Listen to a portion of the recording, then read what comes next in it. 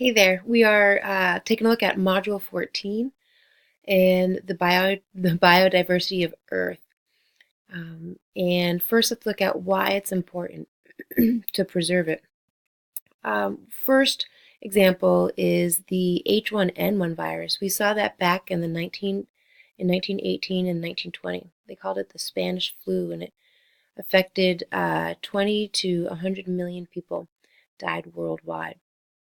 And we found that there was, at the time, people in China were using an aromatic plant called dung of the devil to fight the sickness. Well, not too long ago in 2010, swine flu spread across the world, and it was the same H1N1 virus. And so there's potential for this plant to help us find a cure or an antidote to this very potentially harmful virus, very viral virus. And so here is the dung of the devil. And so it's important for us to preserve habitat to make sure that species like this can remain in existence for us to use. More of these really interesting stories.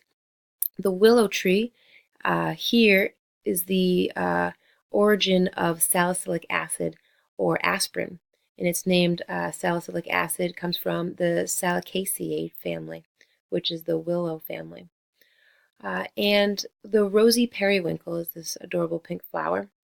It is found in Madagascar, in a very specific part of Madagascar. And it is found to fight childhood leukemia and Hodgkin's lymphoma. This is in a part of the world that is under attack for slash and burn methods to put up agriculture, small farm agriculture. This is not because people are looking to destroy habitat and antidotes. It is because they need land and they need to feed their family, and so they need to grow crops.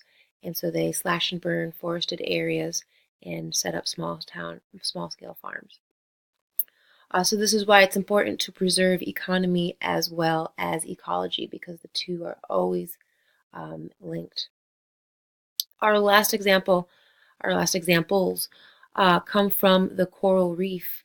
There are anti-inflammatories, antivirals, and anti-tumor drugs that have been found in the coral reef. They're found in sponges and corals and sea squirts, and this is a sea squirt, such a cool little animal. This is important to preserve our oceans and preserve our coral reefs. They are a breeding ground for biodiversity. They provide habitat, and they are in parts of the ocean that receive sunlight, and so there is producers and consumers and places to hide, and they are, like I said, a breeding ground for biodiversity. And unfortunately, due to increased turbidity and from sediment in our rivers and due to increased nitrogen and phosphorus from our farms running into our rivers and ocean acidification, our coral reefs are suffering. And in 2017, our Great Barrier Reef was pronounced dead. And so this was a before picture and an after picture.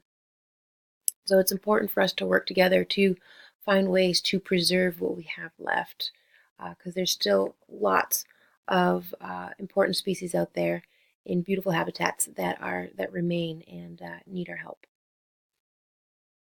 So it's difficult to estimate the world's species or the number of species.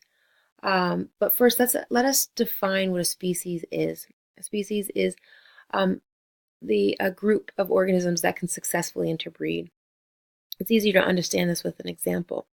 Our examples that we're going to use is lions and tigers. Lions and tigers, well, they're similar. They are two different species. They are similar enough that they can still breed. They can produce a liger, which is a real thing. However, they cannot produce a fertile offspring. The liger will be sterile. It cannot produce offspring. And so therefore, these two are considered not in the same species. We could look at another example of a horse and a donkey. They reproduce to make a mule. And a mule is also a very cool animal, but it cannot reproduce. It is a sterile animal, and so therefore a horse and a donkey are considered two different species. And so biodiversity is the measure of the different types of organisms or the different types of species that we have on our planet. And if we look at two examples here, it's not necessarily the number of species. So here is a cornfield that has many, many, many organisms on it, many, many corn plants. However, it's a monoculture. It has just one species. We have a smaller plot of land here with much more biodiversity because it has an increased number of different types of species. We have ferns, we have mosses, we have trees, we have bushes. And so this is the difference between a lawn, which is a monoculture of grass, versus an untended plot where you're going to have more biodiversity, more stability. And so we have approximately 2 million species defined or named on Earth. And we believe that there is many more out there. There certainly are more out there because there are parts of the world that we still have not explored. For example, the deep ocean, our tree canopies in tropical rainforests, and of course the microscopic world. There's much out there that we can't see because it's just too small. Of course, the hydrothermal vents are a breeding ground to really cool organisms deep in the ocean that we just don't know much about because it's just so far down. It's difficult to estimate the world's species because we can't find them. An example of us trying to find the amount of species on Earth, we fumed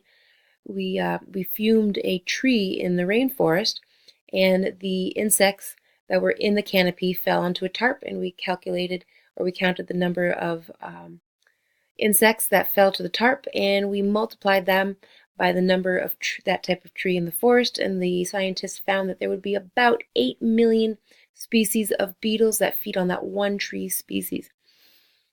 Here's a very cool NPR segment that we will watch in class. And 8 million beetles is only 40% of the insect world. And that would mean that there's about, if we calculated, about 30 million insect species. Those numbers seem a bit high. More recent numbers suspect that there's about 10 million total species on Earth. And these are some cool pictures of all of the brilliant life that we have on Earth. So so we do need to understand biodiversity on a grand scale, but we also need to understand it in small scales because we need to be able to compare. Should we decide to develop a parcel of land? Should we not? Here we have a before and after. This is a forested area over here that was cleared of the invasive species.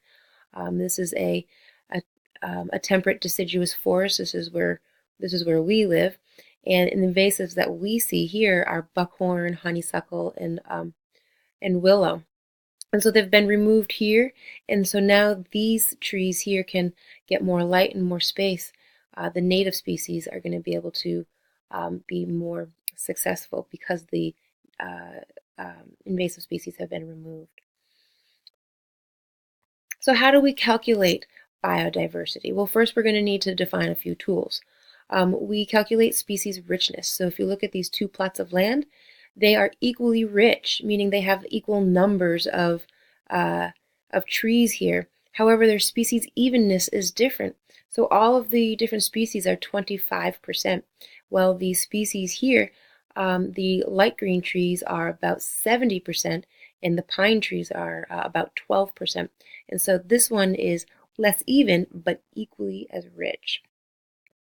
We're going to be doing a lab that's going to be using the Shannon Diversity Index, and these are the parts of the index. So H is going to be our biodiversity. I is going to be the number of individuals. The P is going to be the percentage, the P initial, and we're going to be taking the natural log. And the higher the H is going to be, the higher the amount of biodiversity. So all of the species that we have on Earth, all of the great biodiversity, we have to organize it somehow. And we organize this using clades. And so we can see this here is a clade.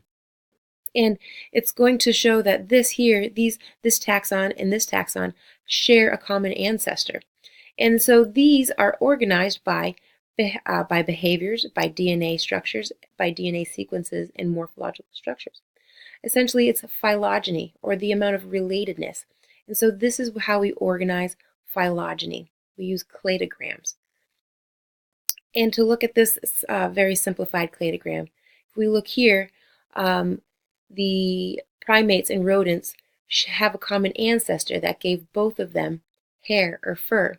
And there is a common ancestor that relates reptiles and birds and rodents and primates with an amniotic egg. And so here's our grandest scale of a clade, which defines our three domains: domain bacteria, domain archaea, and domain eukaryota. And we are united all with the last universal common ancestor, which we call LUCA. Okay, so I will see you on Module 15 and in class. Have a great day.